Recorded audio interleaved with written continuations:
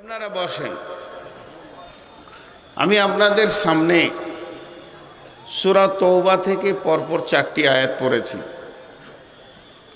এই আয়াতগুলোকে কেন্দ্রবিন্দুর মধ্যে রেখে খুব স্বল্প সময়ে কয়েকটি কথা বলবো বলে নিয়ত করেছি। যদি আমার মাবুদ আমাকে তৌফিক দেন তো। ওমা তৌফিকি ইল্লা বিল্লাহি ওয়া ইলাইহি উনীব। আল্লাহ তাবারক ওয়া তাআলা গোটা কোরআনকে নাজিল করেছেন কয়েকটি বিষয় আছে। একটা হচ্ছে আদেশ, কিছু আছে নিষেধ। আদেশকে করতে হবে, করলে নেকি, না করলে গুনাহ। নিষেধগুলোকে করতে হবে না, করলে গুনাহ, না করলে নেকি। এই কোরআনের ভিতরে যে কোনো বিষয়ে আল্লাহ বক্তব্য দিয়েছেন, জান্নাত আর জাহান্নামকে তার পাশে পাশে রেখেছেন। তো আল্লাহ তাবারক ওয়া তাআলা কোরআন শরীফকে পৃথিবীর বুকে এমন রচনা শৈলী আর এমন শব্দ আর এমন বাক্য দিয়ে পাঠিয়েছেন, কোরআনকে খতম করা সম্ভব বিসমিল্লাহ দিয়ে শুরু করব, মিনাল জিন্নাতি ওয়ান নাস। এরপরে আর একটা অক্ষরও নাই, একটা আয়াতও নাই, একটা জেরও নাই, একটা জাবারও নাই। কিন্তু কোরআন যে ইলম এটা পৃথিবীতে এনেছেন, এই ইলম এটাকে মেপে দেওয়ার মতো ব্রেন আজ পর্যন্ত হয়নি, আর কিয়ামত পর্যন্ত হবে না। শুধু একজনের ব্যাপারে বলা যেতে পারে তিনি কোরআনের পূর্ণাঙ্গ হক আদায় করেছেন, তিনি হলেন নবী মুহাম্মদ রাসূলুল্লাহ সাল্লাল্লাহু আলাইহি সাল্লাম। আর তিনি এক দুজনের কথা বলেছেন, ইবনে আব্বাস, তারপর আব্দুল্লাহ ইবনে মাসউদ, কিছু মুফাসসিরের কথা তিনি বলে গেছেন যে এরা কোরআনের মুফাসসির, মানে কোরআন বোঝে। তারপরেও কোরআনের ভিতরে কিছু আছে আমরিয়াত, হুকুম, কিছু আছে লোভনীয়, এই কাজ করো, কিছু আছে খবরদার করবে না, ওয়ালা তাকরাবুল ফাওয়াহিশা মা জাহারা মিনহা ওয়া মা বাতান, প্রকাশ্যে গোপনে যেখানে কাবিরা গোনা চলে ওই জায়গায় যাবে না, এরকম করা নিষেধ আছে। আবার অপরিহার্যমূলক কিছু হুকুম আছে, ইনফিরু খিফাফাও ওয়া সিকালা, যে অবস্থায় তুমি আছো বেরিয়ে যাও। আল্লাহর দ্বীনকে কায়েম করার জন্য তবুকের যুদ্ধকে কেন্দ্র করে আয়াতটা নাজিল হয়েছিল। কিন্তু আমি যে আয়াতগুলো আপনাদের সামনে পড়েছি, এটা তো তাকাজা সম্পন্ন, তাকাজা সম্পন্ন। মানুষের ভিতরে যৌন তরঙ্গ বলে একটা জিনিস আছে, যেটা পৃথিবীর কোনো বিজ্ঞানী আজ পর্যন্ত খুঁজে বের করে দিতে পারেনি, আর পৃথিবীর কোনো বিজ্ঞানী এর পর্যন্ত পারবে না। আল্লাহ তাবারক ওয়া তাআলা সূরা রুমে চ্যালেঞ্জ দিয়েছেন। আল্লাহ সূরা রুমে বলে দিয়েছেন যে আমি যারা মুতাফাক্কির আছে, যারা ফিকির করে, গবেষণা করে, তাদের জন্য আমি একটা নিশানা বানিয়ে দিলাম। তো এই যৌন তরঙ্গটা কোথাও খুঁজে পাওয়া যায় না, কিন্তু এর আবার অনেকগুলো সিম্বল আছে। বাচ্চা অবস্থায় যৌবন নাই, আর যৌন তরঙ্গের এমন একটা ক্ষমতা আছে, স্পৃহা আছে, এমন একটা স্পিরিট আছে, যখনই পুরুষের ভিতরে আসবে, পুরুষ তার কার্যকলাপ বহির্প্রকাশ করবে, চলাতে, উঠাতে, বসাতে। মেয়েদের ভিতরে যখন আসবে, সেই মেয়েটা শিশুপনা, ল্যাড়াক পানি শেষ হয়ে যাবে, সে নিজে নিজেই কাপড়কে টানবে, ঢাকবে, হাসি মুখ হবে, লাজুক লাজুক হবে। একটা বাচ্চা মেয়েকে আপনি কাছে ডাকবেন, চকলেট দেবেন, আপনার সামনে আম করে চাবাবে, অসুবিধা নেই। কিন্তু ওই মেয়েটা যখন 16 বছরের মেয়েকে একটা চকলেট দেবেন, তো সে সাইডে গিয়ে গোপনে খাবে।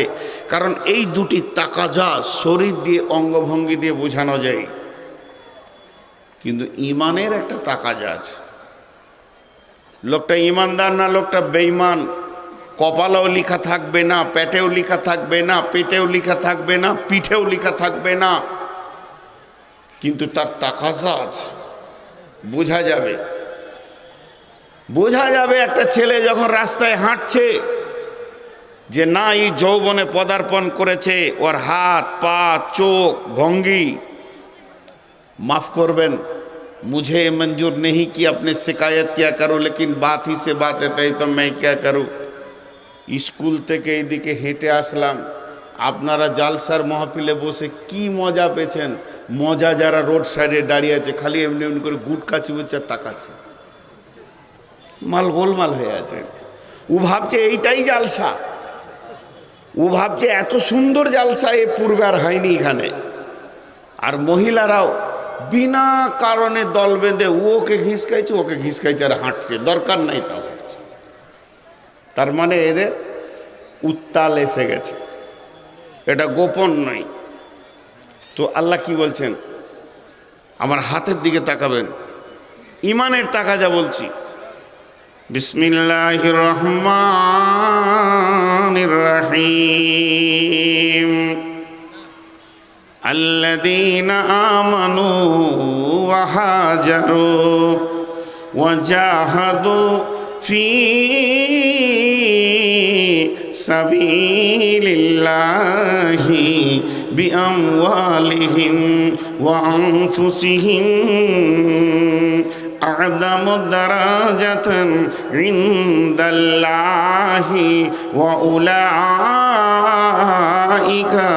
هم الفائزون يبشرهم ربهم برحمة منه رضوان وجنات لهم فيها ونعيم مقيم خالدين فيها أبدا إن الله عنده أجر عظيم।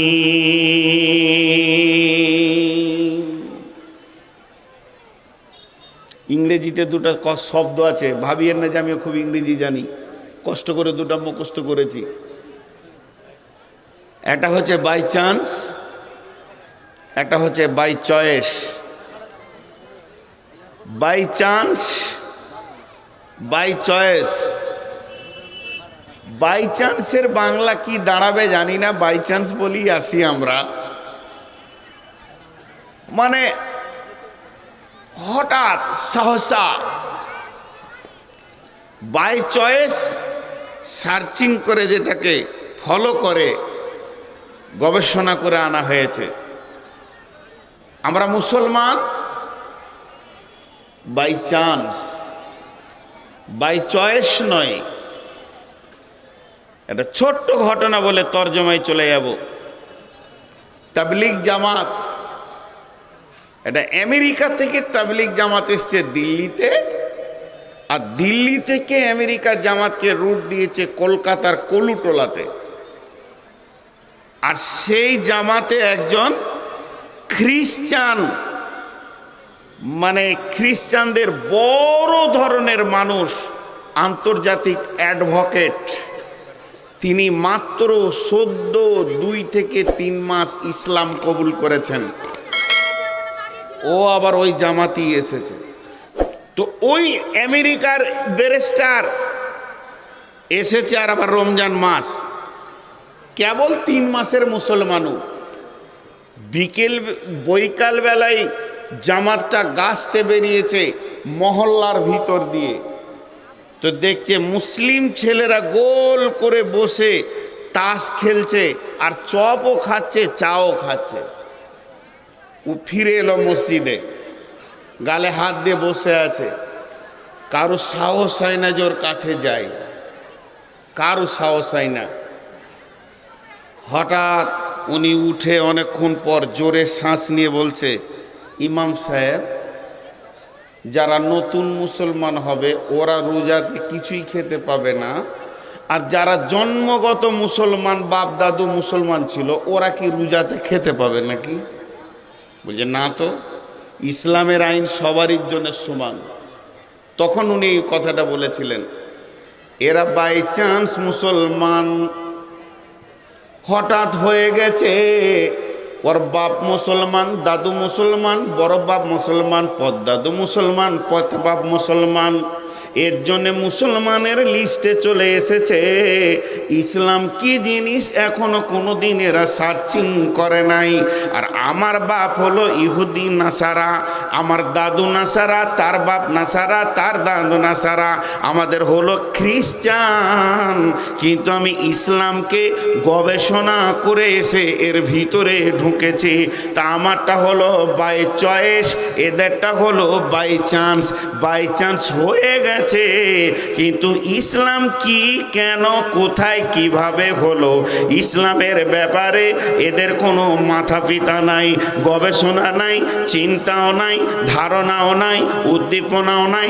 ইসলামকে কেমন করে রাখতে হবে এ ব্যাপারেও এদের কোনো চেতনা নাই। এরা গতানুগতিক মুসলমান হয়ে গেছে। কিন্তু বন্ধুরে, যতগুলি সাহাবী পৃথিবীর বুকে এসেছেন এরা ইসলামকে সার্চিং করেছেন। শুধু তাই নয়, নবীজিকেও সার্চিং করে দেখেছেন এটা হক নবী কিনা। এরা যখন বুঝে নিল ইনি হলেন বা হক নবী, এই রকম এর আচরণ, এই জায়গায় তার বিচরণ, অতএব এছাড়া বিশ্ব নবী অন্য কেউ হতে পারে না, তখন তারা ইসলামকে গ্রহণ করেছে। আর আমাদের হয়ে গেছে কি, গতানুগতিক হয়ে গেছে। এর জন্য ইসলামের ওপরে কোনো দরদ ব্যথা আমাদের নাই।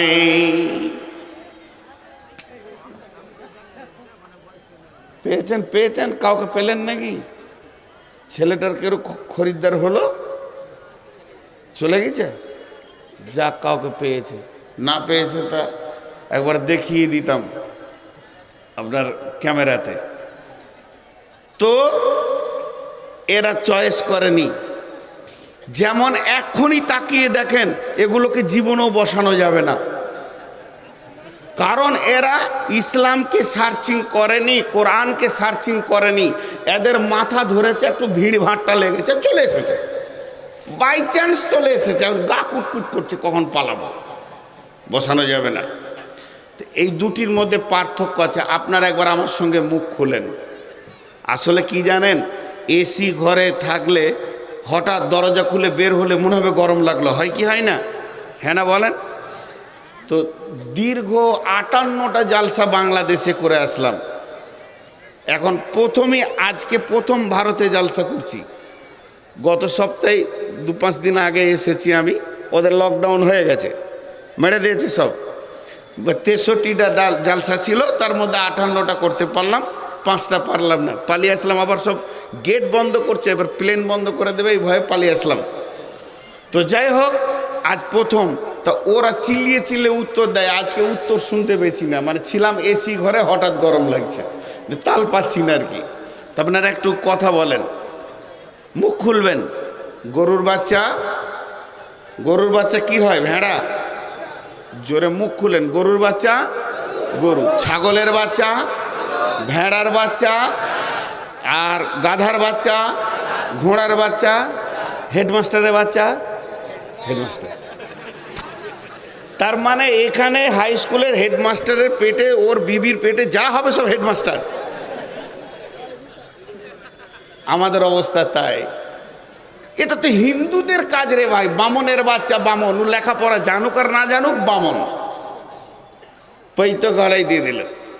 শুনেলেন, গরুর বাচ্চা গরু হয়, ছাগলের বাচ্চা ছাগল হয়, ভেড়ার বাচ্চা ভেড়া হবে, এখানে কোনো সন্দেহ নাই। কিন্তু दीन इस्लाम भेड़ चाल की नाम नहीं है, दीन इस्लाम भेड़ चाल की नाम नहीं है। दीन ইসলামের মধ্যে ভেড়ার চরিত্র লুকানো নাই। তার কারণ হচ্ছে 20খানা ভেড়া যদি রেল লাইনের দ্বারে দাঁড়িয়ে থাকে, একটা ভেড়া যদি মাথা ভরে দেয়, বাকি 19 জন দেখবে না কি হচ্ছে, সবাই মাথা ভরতে থাকবে। ভেড়াদের নিয়মই হলো তাই, এর জন্য ওদের নামই হচ্ছে ভেড়া। তো মুসলমানের বাচ্চা কোনোদিন মুসলমান হতে পারে না। তাই যদি হতো তো নূহ নবীর বাচ্চা কেনান মুসলমান হয়ে যেত। আল্লাহ তাবারাক ওয়া তাআলা বললেন, লাইসা মিন আহলিকা ইয়া নূহ, নূহ রে এটা তোর বংশ নয়, এটা তোর আহাল নয়, এটা তোর বেটা নয়। কেন কেন কেন? বাপের সঙ্গে বেটার সম্পর্ক হতে গেলে শুধু শুক্রাণু আর বীর্যতে হবে না, কালেমাও শুদ্ধ থাকতে হবে। যার ভিতরে কালেমা নাই তার ভিতরে আমার কোনো সম্পর্ক নাই। তার কারণ হচ্ছে আমার বাপের কালেমা, আমার কালেমা এক। তার মানে আমি আত্মা, আমার বাপের আত্মা এক। কিন্তু আমার বাপের রক্ত থেকে আমি পৃথিবীতে এসেছি। আমার কালেমা যদি আলাদা হয়ে যায় তাহলে কিন্তু আমার বাপ আমি একই ইসলামের মধ্যে আসব না। আল্লাহ তাবারাক ওয়া তাআলা বললেন, নূহ রে তোর কালেমার সঙ্গে তোর বেটার কালেমার কোনো মেল নাই, অতএব ওকে ইসলামের আওতাভুক্ত আনা যাবে না। আর তাই যদি হতো তাহলে আব্দুল্লাহর বেটা মুহাম্মদ সাল্লাল্লাহু আলাইহি সাল্লাম বিশ্বনবী হতো না। আব্দুল্লাহর বংশ মুশরিকি বংশ, সেই জায়গা থেকে বিশ্বনবী হচ্ছে। অতএব একটা হেডমাস্টারের ছেলেকে হেডমাস্টার হতে গেলে তাকে অন্তত মাস্টার ডিগ্রি কোর্স পাস করতে হবে। এরপরে অন্য কোনো স্কুলে 10 থেকে 12 বছর কম করে সে সহযোগী আপনার কিনা অ্যাসিস্ট্যান্ট হয়ে কাজ করে দেখাতে হবে। এরপরে সে হেডমাস্টারের দরখাস্ত দিতে পারবে। নচেত পাস করার পরে পরেই সে অফিস ইনচার্জে যেতে পারবে না। অতএব যেগুলি শর্ত আছে হেডমাস্টার হতে গেলে ওইগুলি শর্ত সমস্তকে গ্রহণ করে দেখাতে হবে, কামিয়াবিতে দেখাতে হবে। তাই একটা মুসলমানের বাচ্চাকে যদি মুসলমান হতে হয়, আল্লাহ রসুল দিন 3টে সম্পর্কে তাকে সার্চিং করতে হবে। আল্লাহকে, আল্লাহ কেন, আল্লাহ কোথায় থাকে, আল্লাহ কি করতে পারেন, এবং নবীজি কে, কেন, কোথায় আছেন, কি করেন, কিভাবে তিনি এসেছিলেন, কিভাবে গেলেন, দিন ইসলাম কি, কেন, কে, এইভাবে প্রত্যেকটি সাহাবী সার্চিং করে করে করে করে করে তারা দিন ইসলামে এসেছে। অতএব বন্ধুরে, ইসলামে ইমানের ওপরে একটি লম্বা তাকাজা রয়েছে।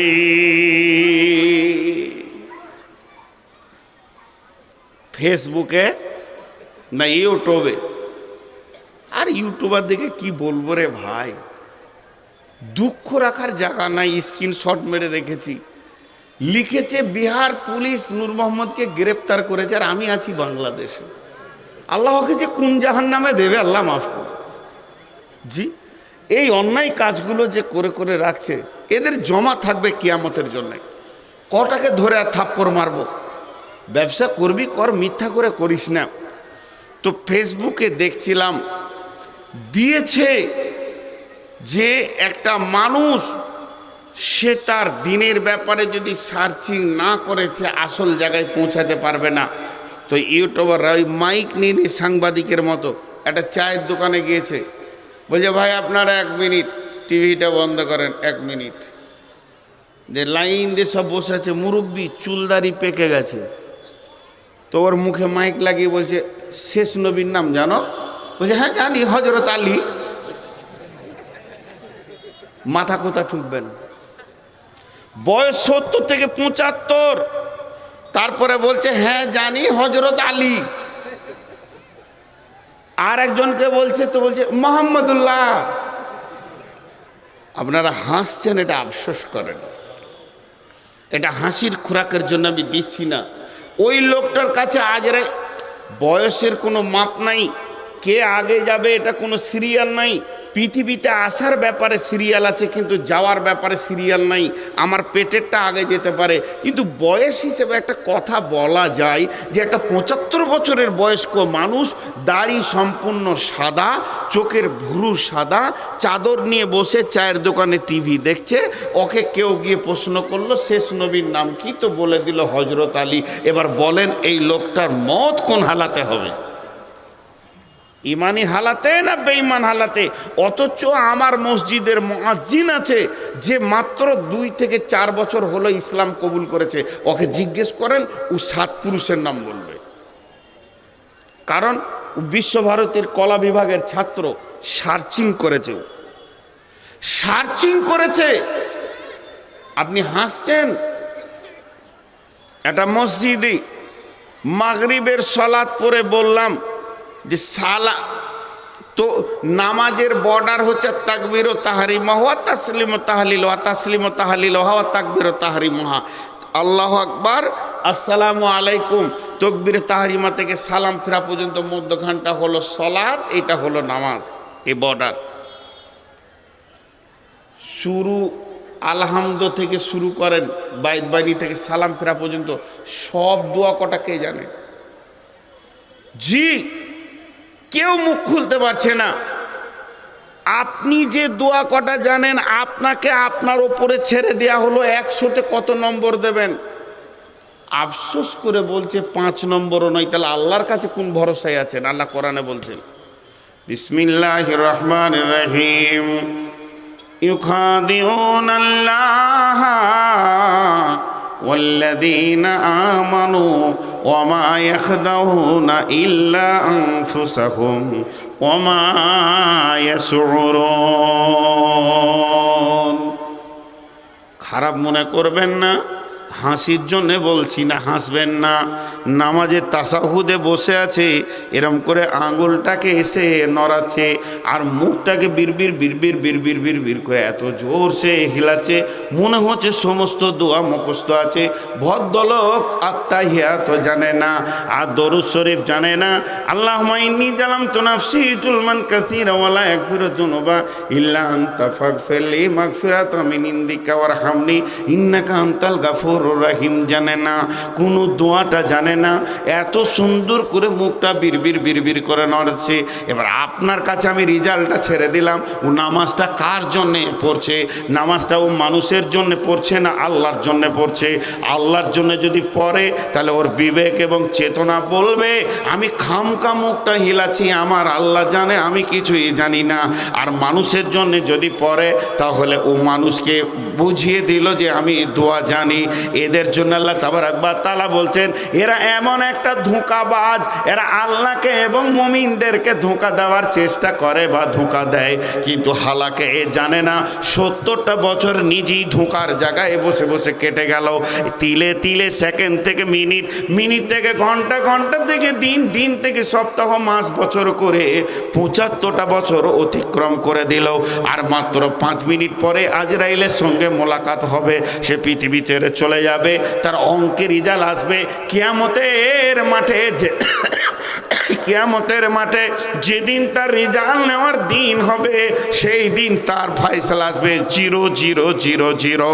আর ফাওয়াইলুল লিল মুসাল্লিন, ওই রকম মুসাল্লিকে টানতে টানতে নিয়ে গিয়ে অয়েল জাহান্নামে ফেলা হবে।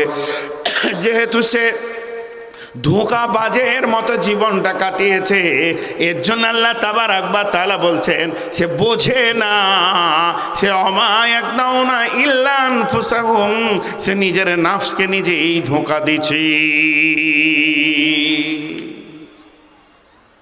মেয়েদের ভিতরে দিন নেই, পুরুষের ভিতরে দিন নেই, বক্তার ভিতরে দিন নেই, শ্রোতার ভিতরে দিন নেই, ইমামের ভিতরে দিন নেই, মুয়াজ্জিনের ভিতরে দিন নেই, টোটালে নেই তো নেই, কারো কাছে দিন নেই।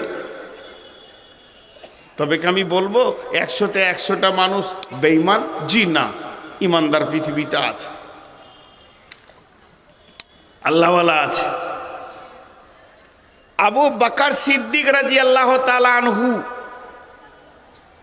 কালেমা পড়লেন সন্ধ্যায়, রসুলের নবুয়তির দ্বিতীয় দিনে উনি কালেমা পড়ছেন। রসুল্লাহ সাল্লাল্লাহু আলাইহি সাল্লাম যেদিন নবুয়তি পাচ্ছেন, যেদিন রসুল্লাহ সাল্লামকে নবী বানানো হচ্ছে, যেদিন রসুল্লাহ সাল্লামকে ওহির মারফতে নবুয়তি দেওয়া হয়ে গেল, তার পরের দিনে আবু বকর সিদ্দিক রাদিয়াল্লাহু তাআলা আনহু কালেমা পড়ছেন। কালেমা পড়ার পর কি করছে? চুপ করে বসে আছে? জি না, জি না। আজকে আমাদের কি, ছোট্ট একটা উদাহরণ দিচ্ছি, মন দিয়ে শুনবেন। এবার মেন আয়াতে আমি চলে এসেছি। মেন আয়াত একটার পর একটা গুণিয়ে আপনাদের কাছে কি তাকাজা ইমানের এটা তুলে ধরব। তো আপনার ছেলেটা, বাচ্চা ছেলে, আপনার সঙ্গে সঙ্গে দোকান যায় কেন? চকলেট খাবে, বিস্কিট খাবে, কেক খাবে। আস্তে আস্তে ওই ছেলেটার বয়স হলো কত? 10, 12, 16। মাধ্যমিক পরীক্ষা হয়ে গেছে, এখন 2 মাস কোনো রেজাল্ট বের হয়নি। তো এবার ওই ছেলেটাই দোকানটা ঝাড়ু দিয়ে তালা খুলে দোকান খুলছে।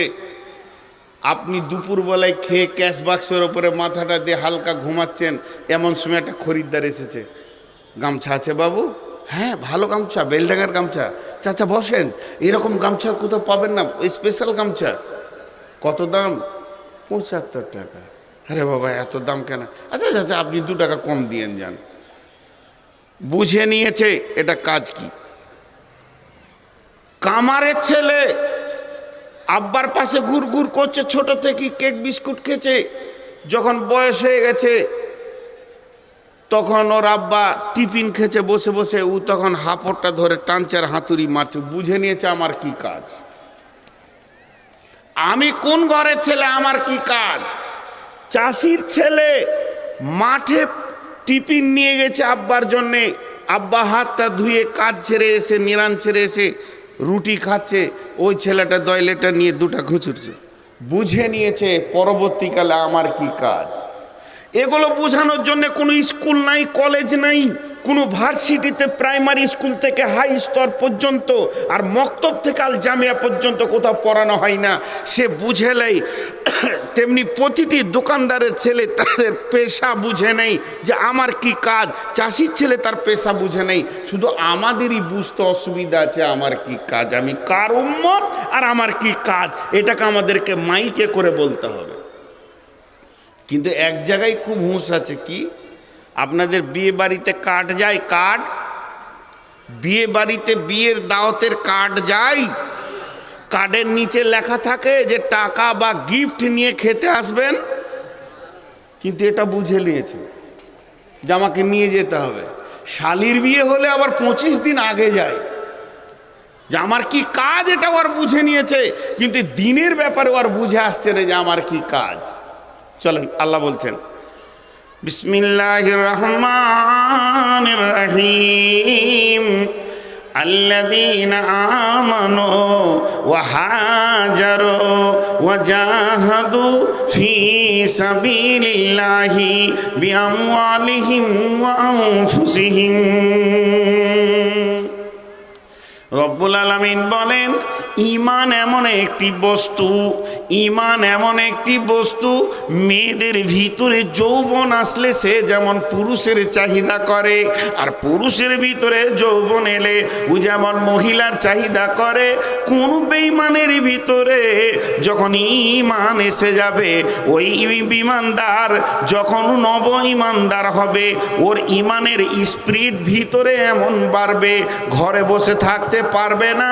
ও সব সময় চাইবে আমি একজন বেঈমানের কাছে আমার ঈমানের ট্রান্সফার দিতে থাকবো। আল্লাযীনা আমানু, প্রথমে সে ঈমান আনবে, ও হাজারো, তারপরে সে ঘর ছাড়বে, দরজায় দরজায় ঘুরবে আর বলবে ইয়া আইয়ুহান নাস কুলু লা ইলাহা ইল্লাল্লাহু তুফলিহুন। হে লোক সকল, তোমরা কালেমা তাইয়্যিবা লা ইলাহা ইল্লাল্লাহ পড়ে নাও। তোমরা কালেমা শাহাদাত আশহাদু আল্লা ইলাহা ইল্লাল্লাহ পড়ে নাও, ওয়াশহাদু আন্না মুহাম্মাদান আবদুহু ওয়া রাসূলুহু পড়ে নাও। এই কথা সে বলতে থাকবে, এই কথা সারা জীবন সে ট্রান্সফার দিতে থাকবে, কোনো সময়ই তার মুখ বন্ধ থাকবে না।